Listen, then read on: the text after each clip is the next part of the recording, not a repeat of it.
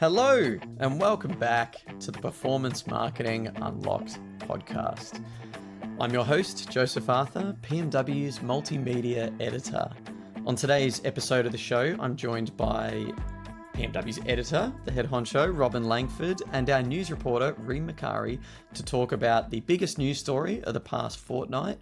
On this occasion, that is the rumours that ChatGPT will soon become an advertising platform, sparked by OpenAI posting a job listing for a paid marketing engineer on its website. This has kicked off all sorts of conversation within the industry about the future of AI, large language models, and advertising within those spaces. So for an in-depth discussion into where we're at and where we might be going on that front, sit back, relax, and enjoy this episode of the Performance Marketing Unlocked podcast. Robin and Reem, hello and welcome back to the Performance Marketing Unlocked podcast studio. How are we both doing this Monday afternoon? Well, good. It's good to be back again in the studio. Yeah, we're getting you in regularly now, which is exciting to have the team together at least fortnightly reviewing the exciting news of the week. This week, we're going to be diving into something that has been percolating across the news desk for the last fortnight, namely ChatGPT potentially becoming an advertising platform.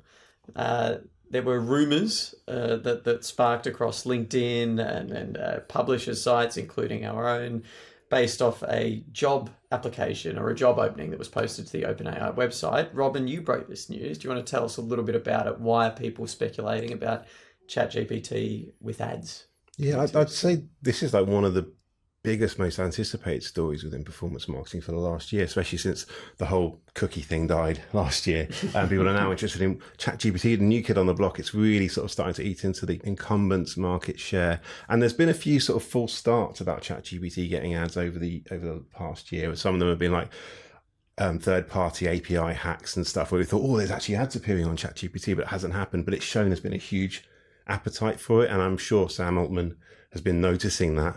And now, finally, we've actually got some more solid news to look at that, because on ChatGPT's own website, there was a job ad for a growth paid marketing platform engineer. And you can't get more performance marketing than that, growth paid marketing. So that really does look like they're getting very serious now about what that is. And Joe, you're going to ask me what that actually means. Well, could you put it in layman's terms? Well, engineer means someone that sort of designs and builds things. So I think what they'll be doing, and actually in the job listing, shall I read a bit of the job listing? Anyone wants to take this job? Any of your listeners? I'm sure some very capable people amongst the BMW team. Your role will include projects such as developing campaign management tools, integrating with major ad platforms, big clue there, major ad platforms, possibly Google, Meta, Amazon, TikTok, and then building real-time attribution and reporting pipelines and enabling experimentation frameworks. So that's all very much within the performance space, very much paid ad, ChatGPT looking for someone that's going to be building all that stuff. Yeah, crucially, the role will sit within OpenAI's newly formed ChatGPT growth team. And as you've said there, Robin, they'll be tasked with more or less developing the backbone of OpenAI's in-house paid marketing platform, which we expect to see.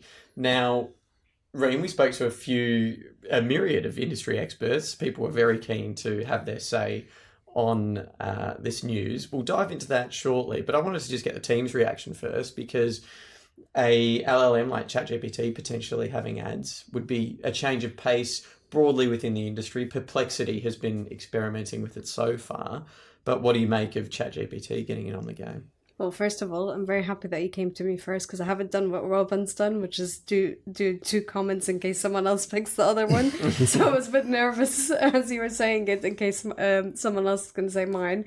One comment that stood out to me was from Thomas Eves, co-founder of RAAS Lab.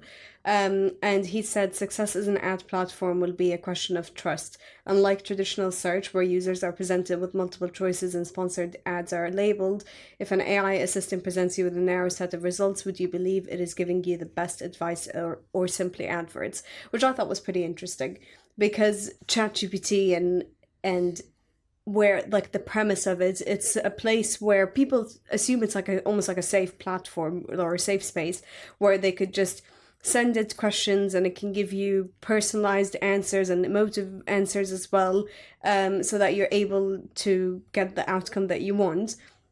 But then if you start giving it normal daily questions and all it's giving you is ads based on like who's paid the most, it kind of makes you question if you're getting the right information or not, or if you're getting the best answer from ChatGPT or not. So I think it's gonna change it for a lot of people. And the question is whether people will actually be bothered by it or not, because we already get that on Google, where when you search something on Google, you get sponsored results first.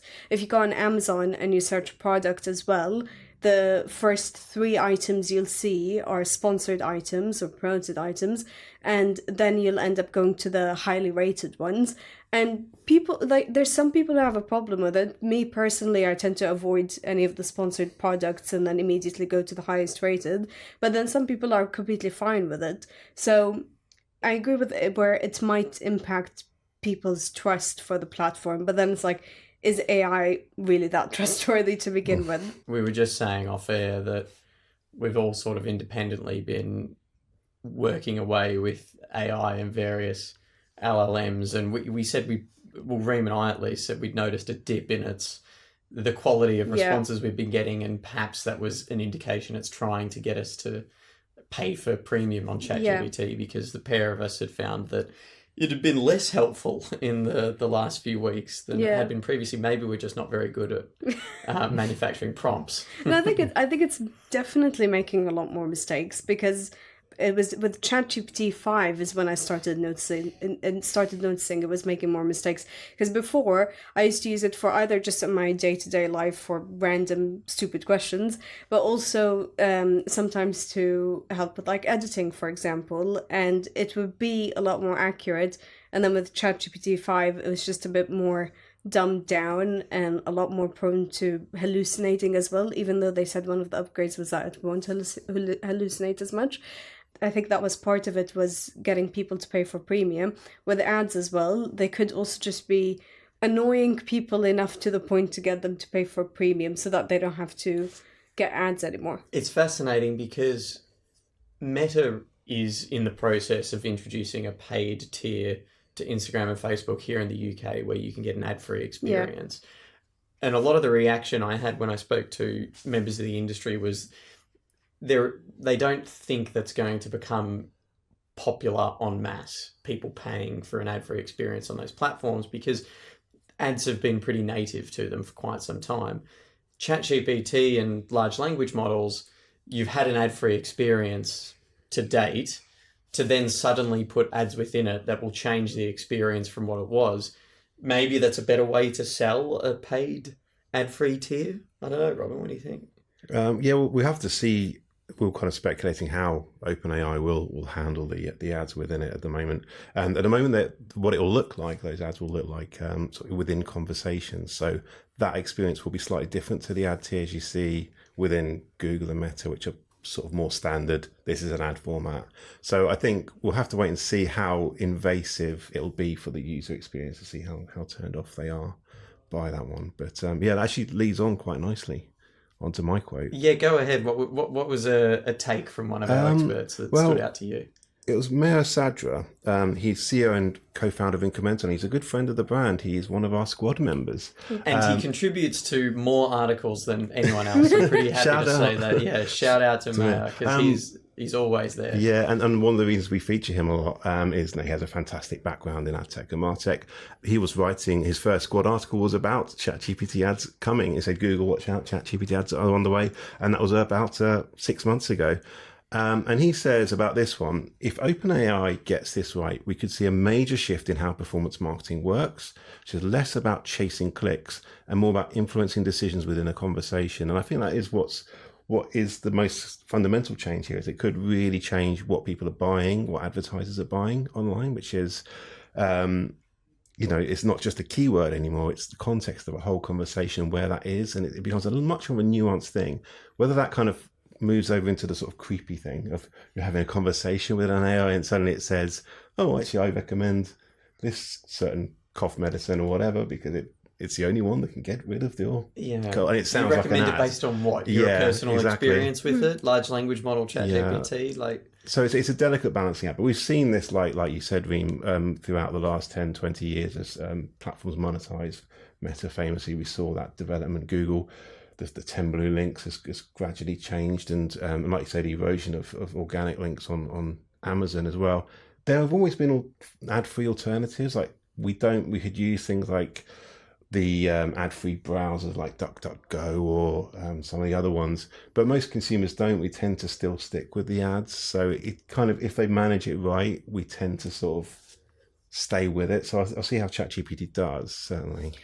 One thing about it becoming more conversational, that brands paying for more of the conversation for them to get performance results with AI, I'm wondering if they're willing to really take the risk in terms of trusting AI not to hallucinate their products, basically, because they can do an ad based on what the brand guidelines are and what the briefs are, whatever. But the thing is, with ChatGPT, for example, with Gemini, you ask it a question, it's going to respond. It doesn't matter what question you ask it. It's not really going to tell you at any point that I don't have any information on this, to the point where it will make up information just so that I could please the user. So I wonder if, if someone gets like a sponsored ad, or you ask it to recommend like a product from this range, whatever, and it gives you a product from a brand, and then the user then follows up with very niche specific questions, will it then start just hallucinating answers? And that could really damage brand reputation, and it could, I don't know if they could even make the AI model liable for that. So the delivery of the ads is an interesting one, both from a brand safety perspective, but also in terms of how it impacts the consumer's experience. There'll obviously be a prolonged sort of beta phase for these, and there'll be trials with brands, but undoubtedly there will be those public gaffes that pop up on social media where a large language model has recommended a product that's not on the market, or from, that they shouldn't have, and it will pop up in, maybe an unsafe environment for that brand. And people will try and manipulate it as best they can and play around with it. We were saying before we started recording, what if you just told it, don't show me any more ads, I'm not interested, I want ad-free responses? How does it navigate that? There's a lot of things up in the air, but I liked what you said there, talking about what Thomas Ives spoke to. The importance of brand taking center stage is something that we've heard a lot recently, particularly in the age of generative AI and people going after citations, for example.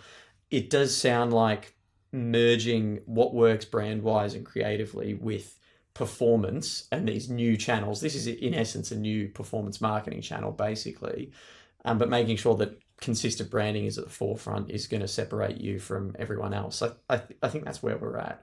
It is brand meets performance like it's never been before, and I think AI is the bridge between the two. Absolutely. Now, I'm going to talk on my comment quickly because it opens a little bit of a can of worms that we've got time to dig into briefly. But this comes from Stephen Upstone, the CEO and founder of LoopMe. Now, he says generative AI is creating disruption and shifting the dynamics in the relationship between consumers, technology, and brands, as we've just touched on there. This indicates a strong future for AI apps and the app ecosystem, such as games and walled gardens, opening new opportunities for brand engagement in innovative environments. Generative AI is killing the open web and will change the nature and role of media and ad agencies, leading to a profound impact on the whole advertising ecosystem in the next 5 years. Walled gardens getting more scope to dominate and the open internet being under even more pressure. What do we think? Are they in trouble? This is the last thing that the likes of the Trade Desk would want to hear. Well, yeah, I mean, it's a bold prediction. I think there's some reason to be scared of that. I mean, certainly when you look at the effect of things like AI overviews and AI scrapers and bots, I was just seeing another report yesterday about how referrals are massively up to sort of publishers and more open web providers, but that the actual number of human referrals is massively down and things like that. So there's a good reason to think that the sort of consolidation of power is going to be favoured, and AI is going to tip towards that naturally as such. So the referrals are just going to kind of go more and more to those big in the platforms. same way that consumers kind of end up going towards those big platforms. Yeah, I mean, the thing is very hard to predict. When you say 5 years time for AI, it's really I feel like the acceleration is happening even faster now, but it's quite hard to sort of narrow down where the sort of big winners and losers are going to be. The other side of that is ChatGPT is kind of open web in itself, in that compared to Google, Microsoft, Meta, Amazon and all that, it is slightly more of the sort of, it's not tethered to a particular strong walled garden at the moment. So at the moment, like it's checkout thing, for example, which is just launched. We haven't talked about the express checkout. They've partnered with people like Shopify and Stripe and that kind of thing. And they are more open web. They were kind of developed to help more small retailers and e-commerce providers compete with large people, like have the scale to compete with people like Amazon and stuff. So the fact that OpenAI is partnering with those is a good counter to that, perhaps.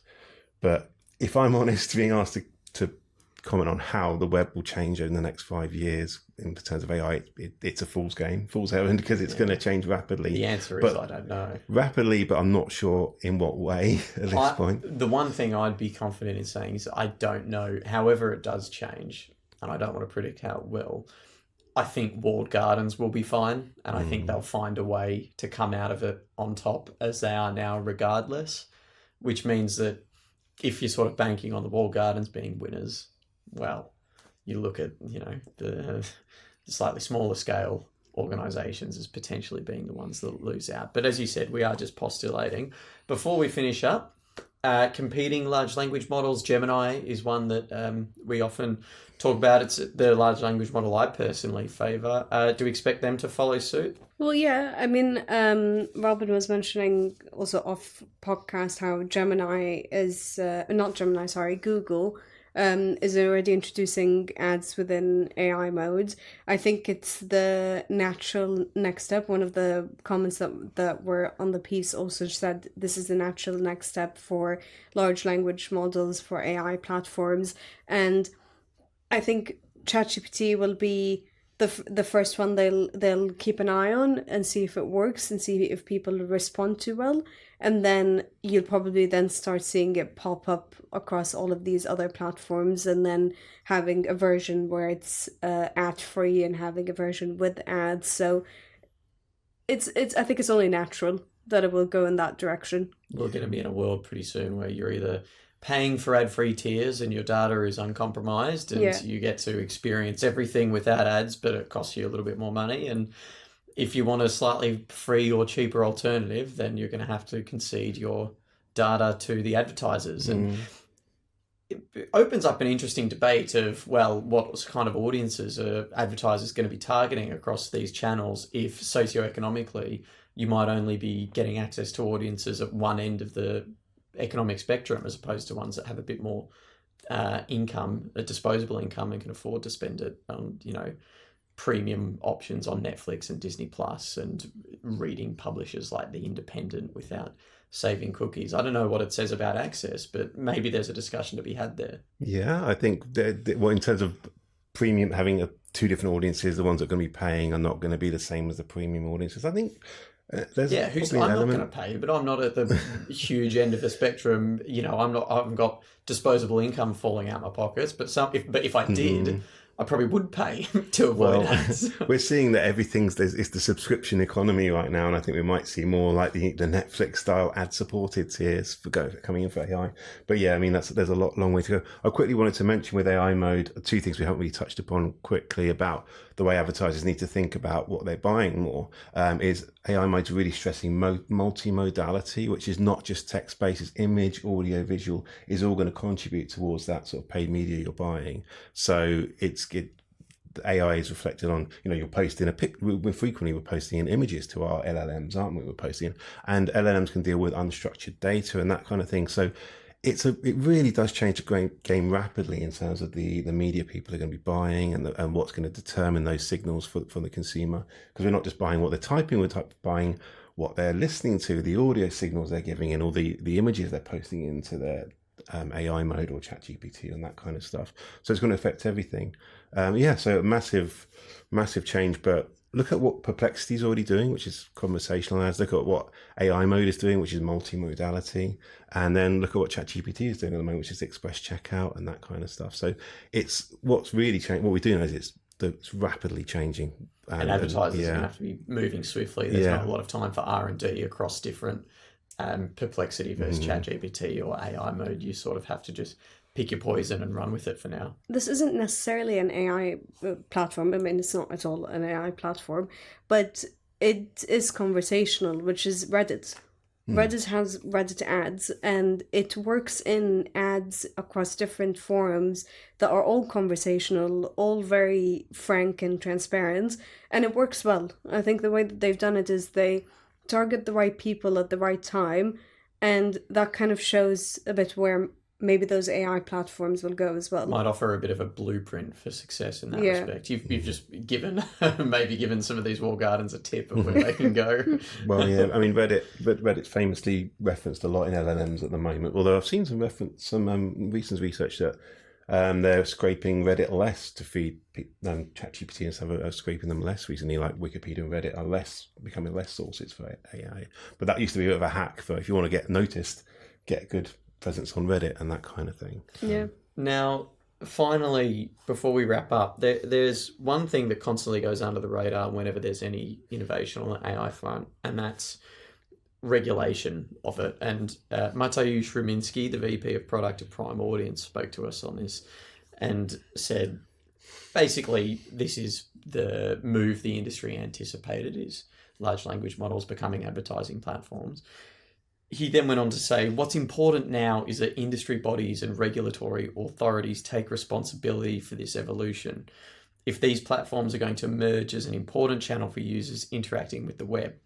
As the advertising infrastructures are established, authorities must prevent the setup of monopolies to avoid another Google versus DOJ-like trial in a couple of years' time. So looking ahead, I think Mateusz is thinking a bit more forward thinking than a lot of other people who are just caught up in the sort of opportunity of it all. There's going to be a whole new landscape for regulatory bodies to contend with. And absolutely, I think we want to encourage competition in the space. So we've got to be careful to ensure that we don't end up with more monopolies, which are words that we keep using each and every week on this podcast. Yeah, I mean, famously, the Google DOJ case, they justified it and got away with less of a harsh remedy by saying, oh, actually, since you've made this complaint, AI's come along and it's completely disrupted the model, so therefore we're not a monopoly anymore. And that kind of worked for them. Yeah. But it's a classic thing of with any new technology, it's a regulation versus innovation debate. I mean, the EU's got the EU AI Act that's come into place now. And famously, the EU is quite regulatory heavy, and I do know just off the record or on the road, I am literally on the record, but I know that certain tech platforms don't really like the EU very much because they got lots of hefty fines, but they also see them as anti-innovation because of that. Obviously, then you've got China going great guns, and then you've got Meta trying to build this super intelligence team, and then it's a big race at the moment. So it's a tough one because you've got regulation can hamper that innovation, but at the same time, it is quite scary to think where we could go with AI if it's unchecked and literally we're already starting to see that with deep fake AIs and that kind of stuff entering the political sphere at the moment. I mean, I can't remember a technology that's had such an impact so quickly, I think. And a lot of people say, well, AI has been around for decades and decades, but certainly the generative element and specifically large language models like ChatGPT, I mean, it's wild. And this is the latest element. And for advertisers, it presents an opportunity to consider. And like you said, Robin, if there's anyone job hunting out there and they'd like to have a crack at the OpenAI role, well, by all means. Before I let you both go and get on with your days, anything you wanted to add finally? Well, I mean, just on your point about, if there's going to be a monopoly, and obviously we've spoken on the podcast before about AI monopolies too, there's already publishers suing AI overviews, and that's already happening now. I think my point of view on it is a bit more bleak, where I think that will happen. I think there will be a case against AI that's going to be made in court that's going to be the same as Google versus DOJ. And I think the outcome will be the same, which is they'll either get a fine, which they'll be able to pay off easy because they're a huge company and they make a lot of money, I'm sure. Or they're going to be, asked to share data or something. And it's not really going to affect them because with either of those cases, things just move on. And I think they'll stay dominant until then there's another competitor that's even more dominant who then gets sued for also having a monopoly. So I think likely to happen, but nothing will actually change. There will not really be an outcome out of it, or not like an impactful outcome. Nice. Bleak. That's a really bleak ending. But yeah, it's very true. Things often get priced in. Regulators, it's that kind of ask for forgiveness, not permission. Seems to have worked very well in tech for the last 20 years, but a bit bleak. I don't know. Yeah, but I mean, sometimes that is the reality. And I think we'll, on that slightly sobering note, we'll leave you there, listeners, and you can go away and marinate on that. But I think if anything, it's important to highlight that we love innovation, and it's always great to see, being at the forefront of tech and the opportunities that things like this present. It's at the very least sort of interesting and exciting, but yeah, someone needs to hold people accountable. And I think a push for, the EU being a thorn in the side for some of these big tech companies hasn't always been a bad thing. So maybe, that's something for everyone to think about. On that note, I'll let you both go, but thanks as always for joining me on this episode of the Performance Marketing Unlocked podcast. Thank you, Joe. Thank you. And that concludes this episode of the Performance Marketing Unlocked podcast. A big thank you to my guests this week, our editor Robin Langford and our news reporter Ree Macari for joining me to talk all about the rumours that OpenAI's ChatGPT will soon become an advertising platform and start experimenting with ads in a similar way to other LLMs like Perplexity have done, and what it might mean for Gemini and other competing platforms. I think, although things got a little bit sobering towards the end there, it's an important discussion, and there's a lot for advertisers, marketers and brands and people within the tech space to think about as we continue to innovate with generative AI as rapidly as we do. Thank you, of course, to you, the loyal listener, for tuning in each and every fortnight. As you do, we will be back, as always, in a week's time with another episode of the Performance Marketing Unlocked podcast. If you haven't already, don't forget to subscribe to the show on your podcast platform of choice.